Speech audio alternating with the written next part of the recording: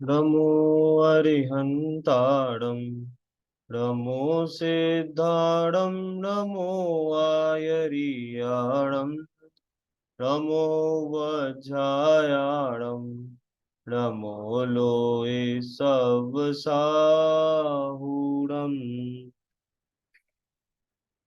मंगल शासन भाग एक के आधार पर अपन पंडित दौलत राम जी कृत देव स्तुति पर चर्चा कर रहे हैं, जिसमें एक सामान्य रिवीजन की तरह अपनी चर्चा चल रही थी, जिसके छठवें छंद तक अपन पिछली क्लास में चर्चा कर चुके थे। छठवें छंद तक आपको हुआ गया था क्लियर? हाँ, हो गया। ठीक है, आपको आवाज आ रही है? पिछली बार जो नेटवर्क का इशू था। चलिए, आ रही होगी तो आगे चलते हैं। अब छठवें छंद तक अपना रिवीजन हो गया था। अब सातवां छंद देखते हैं। छठवें छंद तक कुछ प्रश्न, कोई डाउट, प्रश्न, चर्चा? नहीं नहीं। नहीं, ठीक है। तो अब सातवें छंद को देखते हैं।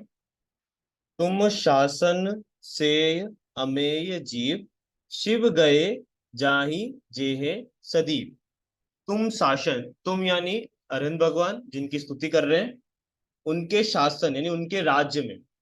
उनके राज्य में मतलब कि हमारे यहाँ ऐसा होता है कि जैसे ही कोई तीर्थंकर बनता है, तो जैसे ही वो जीव तीर्थंकर बना तो उनका शासन कहलाने लग जाता है।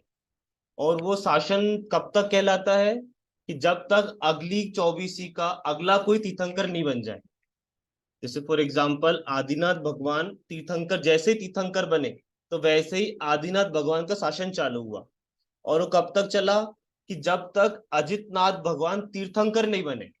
तब अजितनाथ भगवान जन्म हो गया तब तक नहीं, जब तक अजितनाथ भगवान तीर्थंकर नहीं बने तब तक जो उसके बीच का काल था वो आदिनाथ भगवान का शासन कहलाता है। जैसे अभी हमारे यहाँ किसका शासन चल रहा है? महावीर भगवान का शासन चल रहा है। क्यों? और जब पहले तीर्थंकर आएंगे, जब वो तीर्थंकर बनेंगे, तब जाके उनका शासन चालू हो जाएगा। और उसके पहले अभी तक महावीर भगवान का शासन चल रहा है। तो तुम शासन में से लोग में भी कहते हैं ना, राजा के शासन में यानी राजा के देख रेख में, राजा के काल में, उस राजा के काल में। वैसे ही तुम शासन में कि हे प्रभु, आपके शासन में यानी आपके राज्य में से अमेय जीव शिव गए जाहि जेहे सदीप। कि हे प्रभु, आपके शासन में अमेय जीव मतलब अनेक जीव शिव यानी मोक्ष को गए हैं, जाइए जा रहे हैं, जेहे और जाएंगे, सदी मतलब सदा काल। कि हे प्रभु, आपके शासन में यानी आपके बताए हुए मार्ग से अनेकों जीव मोक्ष जा रहे हैं। पूर्व जाही मतलब पूर्व में गए हैं, और जे हैं मतलब आगे भी जाएंगे, यानी भूत भविष्य वर्तमान तीनों में जो भी कभी मोक्ष जाएगा तो आपके बताए हुए मार्ग पर चलकर ही जाएगा। जैसा आपने मार्ग बताया है उस पर चलकर ही जीव मोक्ष जाएगा, और कोई दूसरे मार्ग में नहीं जा सकता। पहले भी ऐसे ही जाता था, अभी भी जहां रहा जा रहा है तो ऐसे ही जा रहा है, और आगे भी ऐसे ही जाएगा। भव सागर में दुख छारी वारी, तारन को और न आप टारी। ये जो भव रूपी सागर है, भव अर्थात जो चार गति जो दुख चल रहे हैं वह भव, और सागर मतलब होता है समुद्र। संसार को जगह जगह देखा जाएगा, शास्त्रों में समुद्र की उपमा दी जाती है। नदी की उपमा नहीं दी जाती, तालाब की उपमा नहीं दी जाती, सागर की, समुद्र की उपमा दी जाती है। ऐसा क्यों? क्योंकि नदी तालाब आदि ये सब तो ऐसी वाटर बॉडीज है कि इनसे में इनमें कोई चीज चला जाए तो डूबेगा नहीं। अगर डूब भी जाए तो उसको बचाने आ जाएगा। इतनी गहरी नहीं होती, इतनी विशाल नहीं होती, मतलब इसमें कोई व्यक्ति फंस जाए तो उसके बचने के चांसेस रहते हैं। परंतु सागर जो होता है, समुद्र होता है, उसमें कोई जीव फंस जाए तो कितना गहरा समुद्र, दूर दूर तक किराना किनारा नहीं दिखता, कोई बचाने वाला नहीं दिखता। क्योंकि नदियां आती होती हैं तो उनमें कोई बचाने वाला भी मिल सकता है, उनमें तट भी मिल सकता है, किनारा भी मिल सकता है। तो वहां सब तो ये सब मिल सकता है, परंतु सागर में ऐसा नहीं मिलता।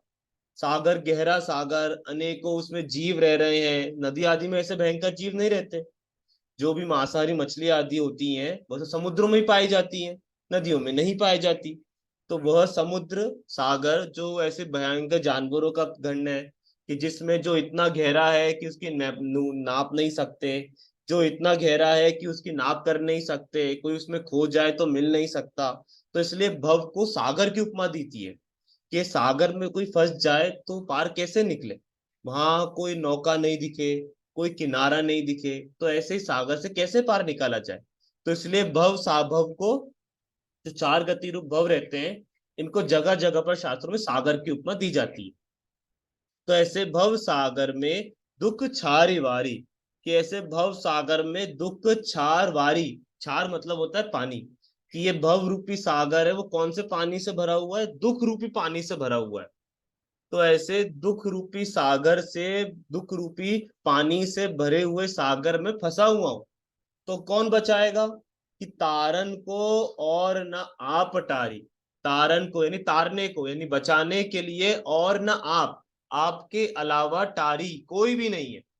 कि हे प्रभु, अभी तक जितने भी जीव मोक्ष गए हैं वो आपके शासन में ही गए हैं, यानी आपके बताए हुए मार्ग से ही गए हैं, आगे भी जो जाएंगे वो आपके बताए हुए मार्ग से ही जाएंगे। और ये जो मैं भव सागर में फंसा हुआ हूँ, भव दधी में फंसा हुआ हूँ, तो इसमें ये भव दधी कैसे बनी हुई है, दुख से भरी हुई है। यानी जैसे समुद्र पानी से भरा होता है, वैसे ये कैसे भरी हुई है, ये दुख से भरी हुई है। तो इसमें बचाने के लिए कौन सहायक है, तारन को और ना आप तारी, कि आपके अलावा और कोई भी सहायक नहीं। और कोई भी सहायक क्यों नहीं है, क्योंकि मोक्ष जिन्होंने पार किए, प्राप्त किया है, वो अनंत भगवान ने किया है। लोक के और किसी देवी देवता ने मोक्ष की प्राप्ति करी ही नहीं है। इसीलिए एक आप ही है जो हमें बचा सकते हैं। तो इसलिए तारन को और ना आप टारे। तो ऐसा ये सातवें छंद का अर्थ हुआ कि हे प्रभु, अभी तक जो भी जीव मोक्ष गए हैं वो आपके शासन में ही गए हैं, यानी आपके बताए हुए मार्ग से ही गए हैं और आगे भी आपके बताए हुए मार्ग से ही जाएंगे। और इसीलिए मुझे भी, क्योंकि आप मोक्ष को बताने वाले हो, इसलिए मुझे भी मोक्ष बताओ। क्यों, क्योंकि मैं भव सागर में भरा हुआ, फंसा हुआ हूँ। भव सागर कैसा है, वो दुख रूपी पानी से भरा हुआ है, और उस दुख रूपी पानी में निरंतर डूबता जा रहा हूँ। तो ऐसे पानी में, ऐसे भव सागर में फंसा हुआ हूँ, और ऐसे लिए मेरे को तारने के लिए मात्र एक आप ही हो। तो आप ही मुझे इस समुद्र से पार निकाल सकते हो, और कोई किसी अन्य देवी देवताओं में शक्ति नहीं है। ऐसा ही सातवें छंद का अर्थ हुआ। ये हुआ सातवें छंद का अर्थ क्लियर। हो गया। जी चलिए आठवां छंद देखते हैं। यह लखी निच दुख दद हरण काज, तुम ही निमित्त कारण इलाज। यह लकी, यह देखकर, क्या देखकर, कि अभी तक जितने भी मोजीव मोक्ष जा रहे हैं वो आपके बताए हुए मार्ग को देखते हुए जा रहे हैं। और जैसे अपने, जैसे लोक में होता है, बिलबोर्ड्स वगैरह लगाते हैं स्कूल वगैरह अपने, कि हमारे स्कूल के स्टूडेंट्स देखो, इसके 98 आए, इसके 96 आए, इसने टॉप करा, इसने ऑल इंडिया टॉप करा। ऐसे अलग अलग बिलबोर्ड्स लगाते हैं। तो उससे अपन को पता चलता है कि ये देखो, इनका जो बच्चा पढ़ रहा है वो इतने इतने अच्छे मार्क्स ला रहा है, यानी ये अच्छे पढ़ाते होंगे। उसी प्रकार से यह लकी, कि यह देखकर, क्या देखकर, कि जो भी आपके बताए हुए मार्ग पर चला वो मोक्ष को प्राप्त कर गया। तो इसका मतलब कि आपको पास मोक्ष को प्राप्त करने की विधि है। तो यह लकी यानी ये देखकर, निच दुख दद, दुख गद हरण काज, कि ये देखकर कि आप भव सागर छुड़ाने वाले हो, मैं निच दुख गद हरण काज, अपने दुख को हरण, काज मतलब करने के लिए, हरण मतलब नाश करने के लिए, कि जब देखा कि आप दूसरों के दुखों का भी नाश कर रहे हो, यानी आपके बताए हुए मार्ग पर चलकर जीवों के दुखों का नाश हो रहा है, तो इसीलिए निच दुख दद हरण काज, यह देखकर मैं भी अपने दुख लेकर आपके पास, दुखों का नाश करने के लिए आपके पास आया हूं। क्यों, क्योंकि तुम ही निमित्त कारण इलाज, क्योंकि इस दुखों को हरने के लिए निमित्त कारण आप ही है। अच्छा, यहाँ पे एक वर्ड आया है निमित्त, तो ये आपने शास्त्रों वगैरह में अलग अलग जगह सुना ही होगा। तो किसी को इसका अर्थ या परिभाषा पता है कि क्या होता है, क्या होता है भाव, आपके अनुसार निमित्त शब्द का अर्थ, इसका मतलब आपके अनुसार जो भी आप, जो भाव जो हो उसका वो बता सकते हैं।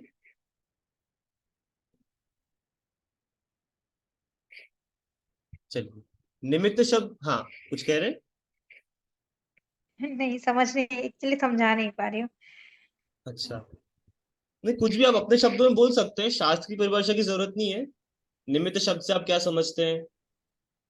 निमित्त यानी आप ही वो हैं जो हमें मोक्ष का रास्ता बता सकते हैं। हाँ, मतलब निमित्त एज अ हेल्पर। हाँ वही। हाँ, मतलब सही है। निमित्त की वैसे शास्त्र परिभाषा तो यह आती है कि जो स्वयं तो कार्य रूप न परिणमे पर कार्य के अनुकूल होने का जिस पर आरोप आए, उसे निमित्त कहते हैं। अब इसको अपने मतलब में समझे, तो निमित्त का मतलब वो होता है कि जो स्वयं तो कार्य न करे, परंतु निमित्त ने स्वयं तो कार्य नहीं किया, पर कार्य जब हुआ तब वो सामने था, तो ऐसा कहने में आता है कि निमित्त की वजह से कार्य हुआ। तब जैसे इसका एग्जाम्पल ले महावीर भगवान। तो महावीर भगवान जब शेर की पर्याय में थे, तब उनको सम्यक दर्शन हुआ। तो जिस समय उनको सम्यक दर्शन हुआ, तो वो अपनी शक्ति से, परंतु सामने दो मुनिराज खड़े थे, संजय विजय नाम के दो मुनिराज खड़े थे। तो उन मुनिराज को निमित्त कहा जाता है कि ये मुनिराज आए, तो इनकी वजह से सम्यक दर्शन हुआ। पर वास्तविकता में तो सम्यक दर्शन तो अपनी योग्यता से ही हुआ। तो इसीलिए वह मुनिराज आए, तो उनको निमित्त कहा जाता है कि इनके कारण हुआ। तो ऐसा निमित्त मतलब जो सामने उपस्थित हो, मतलब होगा तो अपनी शक्ति से। ऐसे ही इसको यहाँ पर घटाएं कि अपने दुख का नाश तो अपने से ही होगा, परंतु भगवान उसमें निमित्त बनेंगे, यानी भगवान हमें हेल्प करेंगे। जैसे जिनवाणी ले, पुस्तक ले, कोई स्कूल की बुक ले, कि हमें एग्जाम में लिखना आना होता है, तो वो तो हमें खुद से ही लिख के आना होता है। परंतु जो पुस्तक हमने पहले पढ़ी है वो हमारी हेल्प करती है। उसी प्रकार से जब भी दुखों का नाश करना होगा वह तो खुद से ही होगा, परंतु भगवान उसमें निमित्त होंगे। निमित्त होंगे अर्थात क्या, कि जैसा वो कहते हैं, जैसा वो बताते हैं, उसकी बताए हुए मार्ग पर हम चले। तो उनके बताए हुए मार्ग अगर नहीं होता तो हम कैसे चलते? तो इसलिए भगवान हमारे लिए, हमारे कल्याण के लिए निमित्त है। यानी निमित्त मतलब जो स्वयं तो कार्य नहीं करता, परंतु उसके बिना कार्य भी नहीं होता, क्योंकि अगर भगवान की वाणी नहीं मिलती, उनका बताया हुआ मार्ग नहीं मिलता, तो अपना कल्याण कैसे करते? तो इसलिए भगवान आप मेरे कल्याण के लिए निमित्त हो। तो तुम ही निमित्त कारण इलाज। इलाज मतलब कहते हैं ना, इलाज, कि आप ही मेरे इस भव रूपी समुद्र का इलाज हो। तो यह लखी निज दुग्धद हरण काज, कि ऐसा देखकर कि आप दूसरों के दुख हर रहे हो, तो मेरे भी दुख का भी आप नाश करोगे, ऐसा जानकर मैं निमित्त कारण आपको, निमित्त मेरे दुखों का नाश करने वाला जानकर आपके पास आया हूं। जाने ताते में शरण आए, क्या जाने, कि मेरे दुख को नाश करने के लिए आप ही निमित्त हो, ऐसा जानकर मैं शरण आए। हे प्रभु, मैं आपकी शरण में आया हूं। उचरो निज दुख जो चिर लहाए। उचरो यानी मैं कहता हूं, निज दुख जो चिर लहाए। चिर मतलब लंबे काल तक, लहाए मैंने सहे हैं, कि लंबे काल तक जो मैंने दुख सहे हैं, अब वो मैं आपको कहता हूं। यानी इस पंक्ति का क्या अर्थ हुआ इस छंदों का, कि यह देखकर, इसको पूर्व के छंद से कनेक्ट करें, तो यह देखकर कि आप दूसरों के, सॉरी, यह देखकर कि आप दूसरों के दुखों को हरने वाले हो, तो इसलिए मैं भी अपने दुखों को नाश करने के लिए आपको निमित्त जानकर आपके पास आया हूं। और अब मैं आपको वह दुख बताता, उचरो मतलब अब बताता हूँ, यानी आगे के छंद में जो मैंने दुख भोगे हैं, वो दुख आपको बताता हूँ। तो ऐसा दुख बता के, चाहे क्योंकि मैं दुख नाश करना चाहता हूँ, इसलिए आपको ये दुख जो मैंने अनादि काल से भोगे हैं वह बताता हूं। ऐसा इस आठवें छंद में अर्थ किया।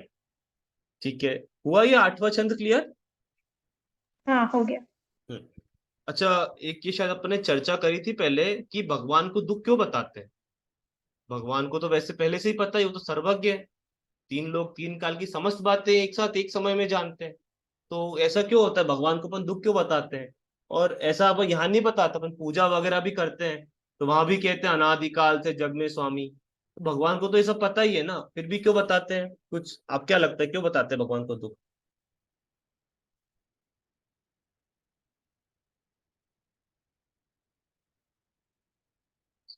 चलिए, इसको, इसका उत्तर ऐसा आता है कि भगवान को दुख बताने का कारण भगवान को बताना नहीं होता।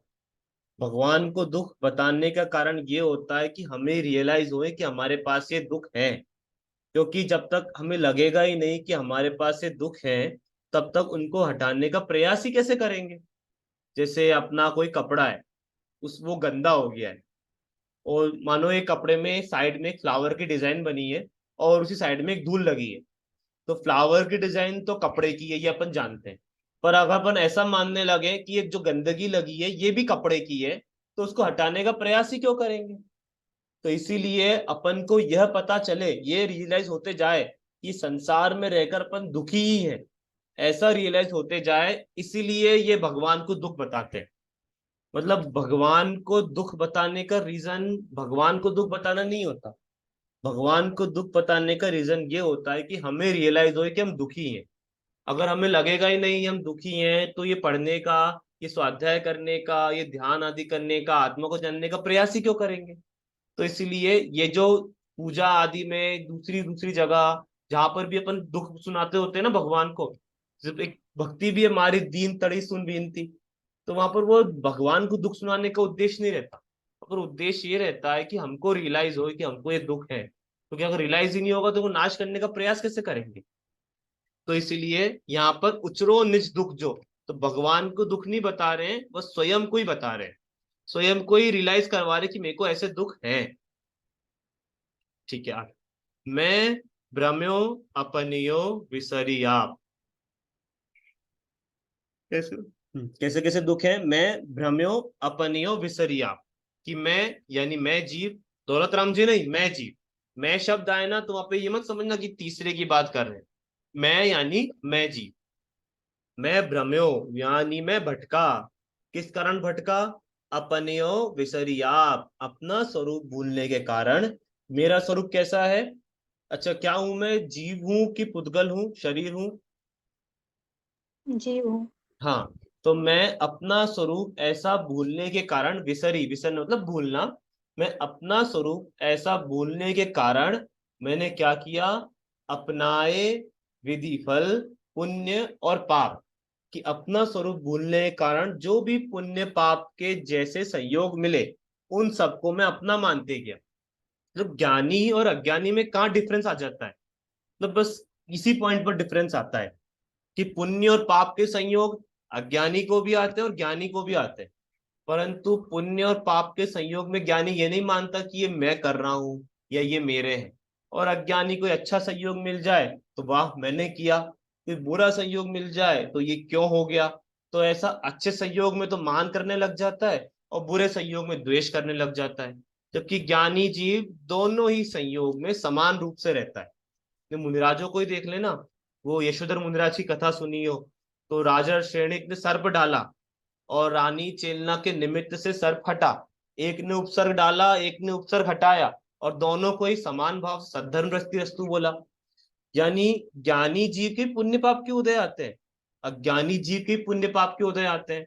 परंतु फर्क कहाँ रह जाता है कि अज्ञानी जीव जो पुण्य पाप आते हैं उनको अपना मानता है, और ज्ञानी जीव उन पुण्य पाप के फल में भी ये मैं नहीं हूं, मैं इनसे भिन्न हूं, मैं इनसे भिन्न एक आत्मद्रव्य हूं, ऐसा मानता है।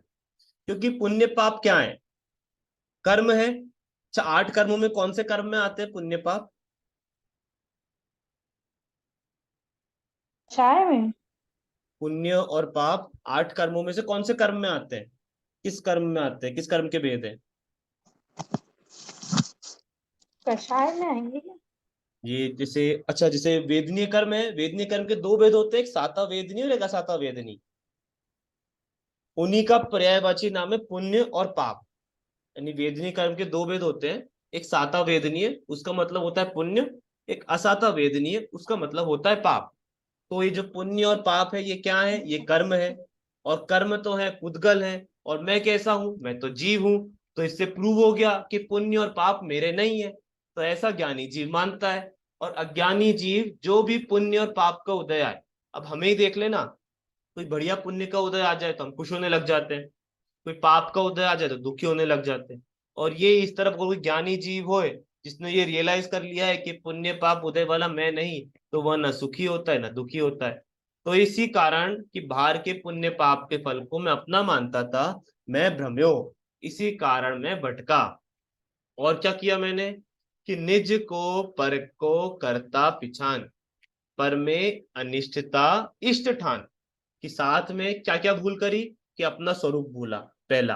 दूसरा, पुण्य पाप के फल में फंसा। तीसरा, निज को पर को करता पिछान, कि मैं पर का और पर मेरा कुछ करता है, यानी मैं शरीर में कुछ कर सकता हूँ या शरीर मेरे में कुछ कर सकता है। मैं घर में, परिवार में, संसार में, अपने कॉलोनी में, सराउंडिंग में, इन्वायरमेंट में, सब में कुछ ना कुछ कर सकता हूँ या वो मुझ में कुछ कर सकते हैं। ऐसी भूल करी कि निज को पर को करता पिछान, कि मैं कुछ ऐसा कर सकता हूं, वास्तविक में कुछ नहीं हो सकता। जो भी होता है अपने कार्य के अनुसार ही होता है, उस समय की योग्यता के अनुसार होता है। पर अभी तक हमने ये कर्तव्य का भार मान रखा है सिर पे, कि ऐसी कर्तव्य की टेंशन रख रखी है सिर पे कि मैं करूंगा तो ही कुछ होगा। अभी तक ये भार रख रखा है, ये टेंशन रख रखी है, और ज्ञानी जी इससे निर्भर होते हैं। कैसी भी अवस्था हो जाए उन्हें चिंता नहीं होती, ये हो गया ऐसा ही होना था, अरे ये हो गया ऐसा ही होना था, बुरा हुआ तो ऐसा ही होना था, अच्छा हुआ तो ऐसा ही होना था। तो दोनों ही पुण्य पाप के संयोग में निर्भर रहते हैं।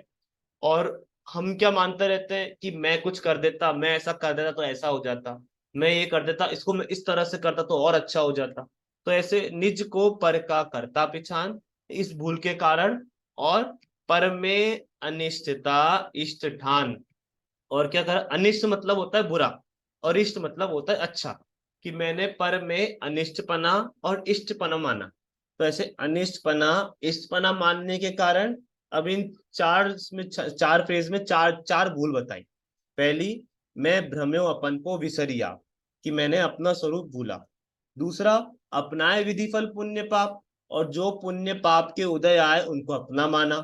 तीसरी, निज को पर का करता पिछान, कि निज और पर का मैं स्वयं ने, पर के पद पर पदार्थों का मैं स्वयं करता माना, हुआ नहीं माना। और पर में अनिष्टता इष्ट ठान, पर में यानी पर पदार्थ में ये पदार्थ अच्छा, ये पदार्थ बुरा, ऐसी विपरीत मान्यता रखी। तो ऐसे पर में अनिष्ट और इष्ट बुद्धि रखी। ऐसे चार प्रकार की भूल मैंने करी। तो ये बताएंगे आप चार प्रकार की भूल स्टेंजा में कौन कौन सी ली है? एक तो अपना स्वरूप भूल गया। हाँ, दूसरा, सभी पाप पुण्य को अपना समझने लगा बिल्कुल। और निज को अपना समझा। निज को पर का करता, मतलब पर पदार्थ का मैं करता हूँ, ऐसा समझा। निज को हाँ पर करता कि मैं करता हूँ तो ये काम होगा, नहीं तो नहीं होगा। हम्म। और पर में अच्छा बुरा माना। पर में अच्छा बुरा माना। सी चार प्रकार की विपरीत मान्यताएं करी, इस कारण में दुखी रहा। और अगर ये चारों प्रकार की मान्यताएं सुलझा दे, उल्टी कर दें, तो सुखी हो जाएंगे। कैसे? अपन लाइन से चले। मैं भ्रम्यो अपन को विसरिया, अभी तक ये उल्टी मान्यता रखी, अब इसको चेंज करें कि मैं भ्रम्यो की जगह मैं भ्रम्यो अपन्यो, अगर मैं अपने को पहचान लेता तो नहीं भ्रमता, नहीं मैं ये हाँ जान अपना लेता मैं समझा। जीव हूं तो नहीं भ्रमता। तो ये पॉइंट क्लियर हो जाता। नहीं अपनाए करता। विधि फल पुण्य पाप, कि जो पुण्य और पाप के उदय आए उसमें समता भाव रखता। पुण्य में ना ऐसे हर्ष हम्म, करता, पाप में ना ऐसे दुखी होता। क्योंकि हम्म, ऐसा ही होता है ना, कि हम्म, रिएक्शन कैसे बनता है, कि सही। कोई पाप को उदय आया तो अब नया दुख कर लेते हैं, फिर नए दुख से फिर नया पाप बांध लेते हैं, फिर वो नए पाप से फिर नया उदय आता है, फिर नया दुख बांध लेते हैं, फिर नया से पूरा कर्म की चेन चढ़ती जाती है। और ये चेन कैसे हम्म, टूटे? कि पुण्य और पाप का उदय जो भी आया, उस उदय में मैं इनसे भिन्न हूं, ऐसा मान ले, तो वो नए पाप की या नए पुण्य की चेन टूट जाएगी। तो उससे चेन टूटेगी टूटेगी, एक दिन ऐसा समय आएगा कि पूरी टूट के सिद्धशा को प्राप्त हो जाएगा। तो ऐसा पुण्य पाप के फल को अपना ना माने, तो ये सेकंड पॉइंट क्लियर हो जाएगा। निज को पर का हम्म, करता पिछान, कि ऐसा मानने लगे कि पर पदार्थ का मैं करता नहीं हूं। अब पर पदार्थ में सभी ले लो, शरीर, घर, परिवार, जो भी काम हो रहे हैं दुनिया के, कि मैं उन सब का करता नहीं हूँ।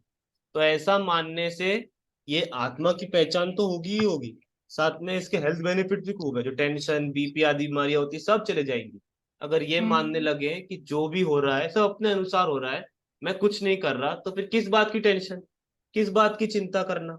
सभी वो सब विकल्प नाश को प्राप्त हो जाएंगे। और पर सही। में अनिश्चितता इष्ट ठान, कि पर में जो अच्छा और बुरा मान रखा है।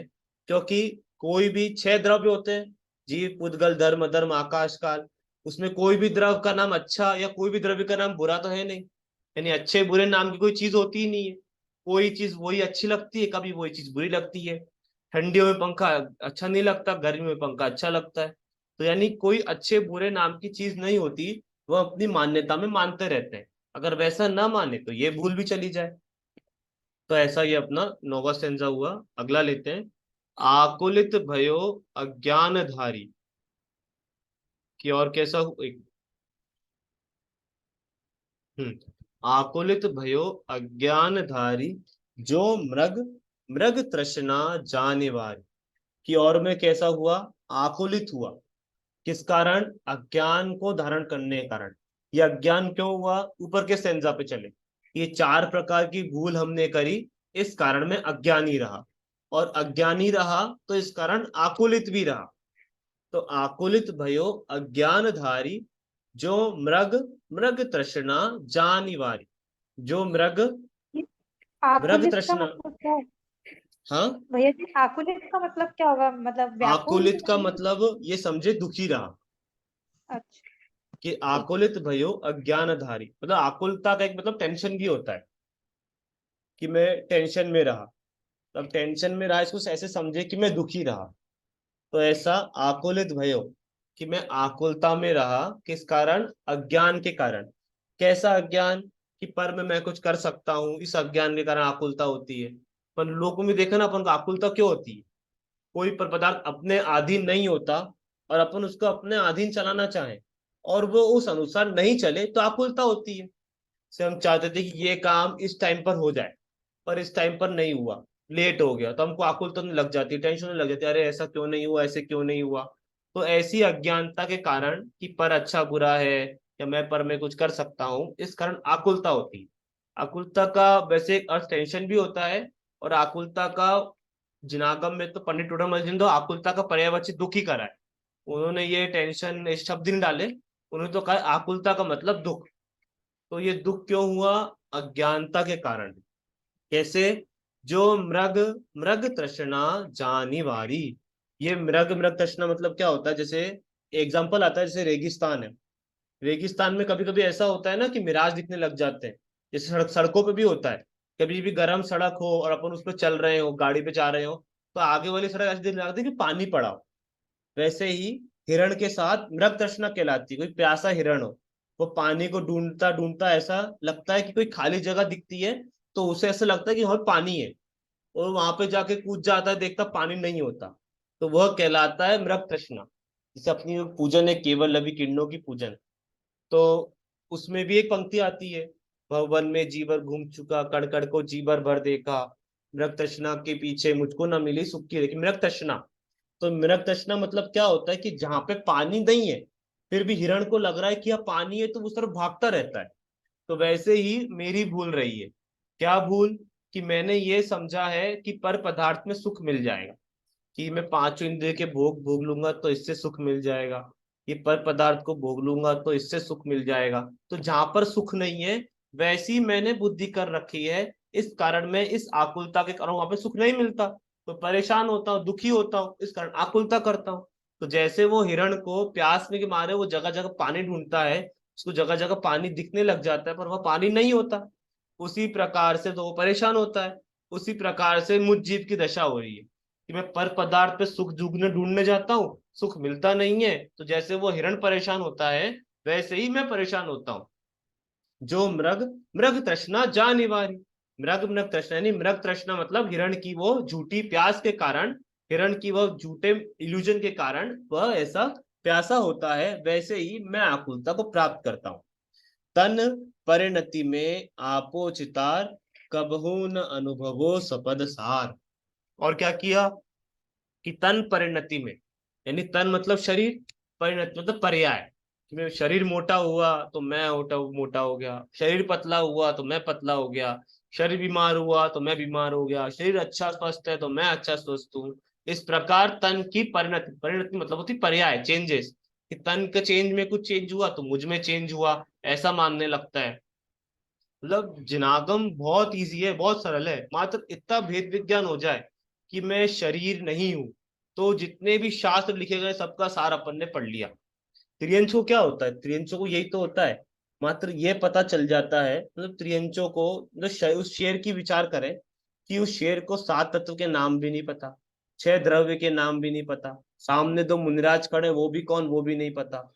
ये देव क्या होते हैं, शास्त्र क्या होते हैं, गुरु क्या होते हैं, छह द्रव्य सात, कुछ भी नहीं पता।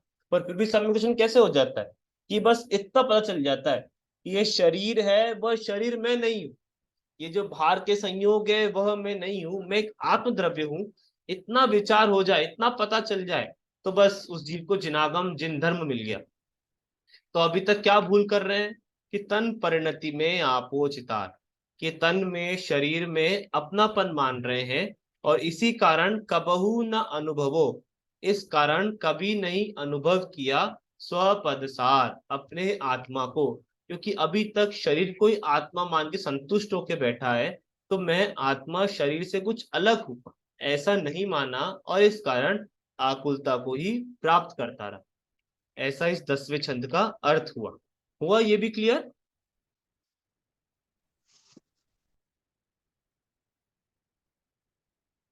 जी, ये हुआ ये वाला छंद क्लियर?